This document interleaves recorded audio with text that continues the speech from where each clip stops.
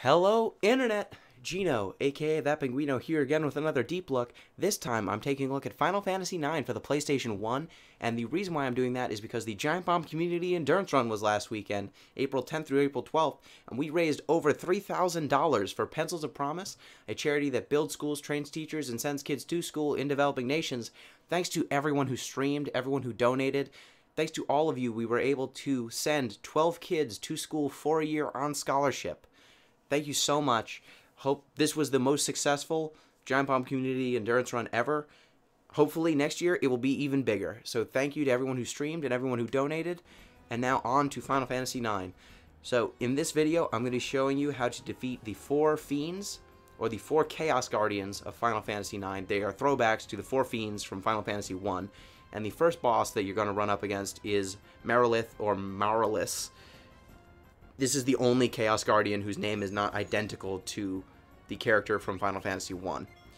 Now, this boss is not particularly difficult because most of her attacks are single-hitting. She's got a physical attack, a fire physical attack that will hit one character. She'll cast Reflect on herself. That doesn't matter because all your characters are going to be physically attacking. And she has a move called Mustard Bomb, which will inflict heat status on one of your characters. So you're going to want body temp on everyone to prevent the heat status effect. And then your strategy is mostly going to be using charge with Steiner and then having everyone else physically attack. This battle's pretty quick because you don't have to worry about any all-hitting attacks beyond her last final move, which I'll explain a little bit later. Now, if Zidane goes down, Zidane should be equipped in this battle with the Rebirth Ring and Auto Life. If he goes down for any reason, you're going to want to use an elixir on him and move him to the back row. That is because her last move is really dangerous. The Rebirth Ring is on Zidane to mitigate that move, but if she pops Auto Life early, you gotta kind of switch up your strategy a little bit. Switch to Southpaw, and then break her left jaw. Physical attacks and charge will make really short work of Marilith, but her last move she will use Raining Swords, which hits your entire party for about 2,000 to 3,000 damage, and with everyone being very low level, this can easily wipe everyone. You want to have Zidane equip the Rebirth Ring, and if something happens, Elixir, move him to the back row. Next battle up is Tiamat, the Wind Chaos Guardian. And this battle, again, not that difficult. You're going to want to have coronets, lovely hats, equipped on Zidane and Amarant, and then Steiner should be wearing a ribbon. Those will protect those three characters from wind damaging attacks.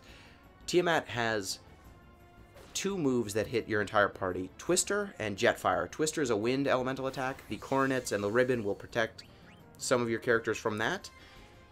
And then it also has Jetfire, which is a move that's non-elemental. You can't protect your party from it. Just if he uses it, you need to recover. You're going to want to have Freya equip a Rebirth Ring and Auto Life, so that if Tiamat goes crazy with all hitting attacks, she at least can get back up once. She's going to be your hardest hitter in this fight, so giving her at least an opportunity to resurrect herself is worthwhile. Tiamat's other moves are Absorb Strength and Absorb MP. Absorb Strength will cause one of your characters to deal a lot less physical damage. It's annoying, but it's not that dangerous. Absorb MP is another move that, again, not dangerous, it just steals all the MP from one of your characters. Just heal that character. If it's not Steiner, it almost doesn't matter at all. But they're annoying. The last thing you need to worry about with Tiamat is it can use Float. If it casts Float on one of your party members, that means that if that party member attacks Tiamat directly, he will punch them into space and knock them out of the fight. So if a character is floating, do not have them attack Tiamat. Fight's pretty easy. Next up is Kraken. Kraken is by far the most dangerous boss in this boss rush, because if you do not equip your party correctly, Kraken will just be a stone wall that you cannot overcome. You want to have Freya and Steiner equip Diamond Gloves. This is very important. Diamond Gloves. They're expensive, but worth it. Have Zidane equip a ribbon, and then Amarant won't have any water protection. This is because Kraken is capable of using a move called Waterga. It's going to spam it almost the entire fight. That move will wipe your whole party if they are not immune to water damage. Now, once the battle actually starts, you're going to want to target both of Kraken's little tentacles on the side. That's because those tentacles will counterattack any attacks on Kraken's main body if you do not take them out first. Once Kraken's 2 tentacles are gone, you're going to want, again, to spam charge and kind of limit how many physical attacks you do on Kraken itself. That's because even though the 2 tentacles are gone, Kraken will still counterattack using a move called Leg on any party members who physically attack it. It's not a 100% counter rate, but it's enough that you want to be aware of it. Leg will do about 1,000 damage to one character.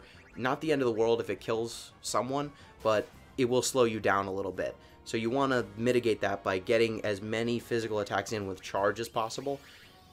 If someone gets counterattacked because of charge, it will be Steiner, and at least then you got 2 or 3 physical attacks in return for that one counterattack instead of just one. Now, Kraken's going to just keep spamming Waterga and Leg. That's your best. You're going to be immune to most of the damage there, so it's not that threatening. If you do not have that water equipment, like I said, I've never beaten Kraken without having the diamond gloves. So make sure that you buy those. You're going to want them. They're in Esto Gaza. Buy them there. Last battle up is against Lich, the Earth Chaos Guardian.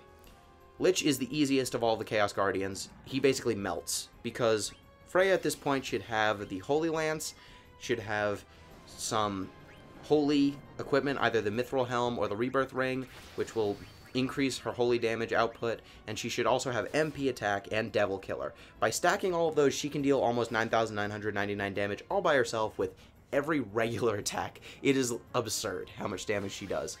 You can just destroy Lich with that. Amarant and Zidane should both have Gaia gear on. That will make them immune to Lich's Earthquake attack. Steiner and Freya should both have Ventenia shields and Auto Float.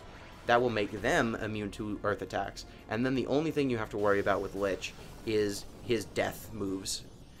He will occasionally inflict Doom or level 5 death or just regular death. Those moves will kill one character. You can always just Phoenix down them back. But because Steiner is using charge and Freya is just shooting hot death out of a lance, this fight is the only one that I didn't have to edit any of the footage, because he just dies so fast. I killed him in less than like 3 minutes in my actual speedrun. I ended up getting to Excalibur II just in time with 45 seconds to spare because of how easy Lich is to kill. And so, if you do all of this stuff properly, if you take some of these speedrun tips to heart, maybe you'll be able to get to this room in less than 12 hours, and then you'll get to see Excalibur II, the strongest weapon in all of Final Fantasy IX, and it will be there in the corner from Enkidu to Gilgamesh. You can pick it up. It's the strongest weapon in the game. So I hope you enjoyed all these speedrun tips. I'm not going to be covering the Deathguise, Kuja, and Necron fights. If you need to see those, sorry. But I hope you enjoyed my coverage of Final Fantasy IX. Peace!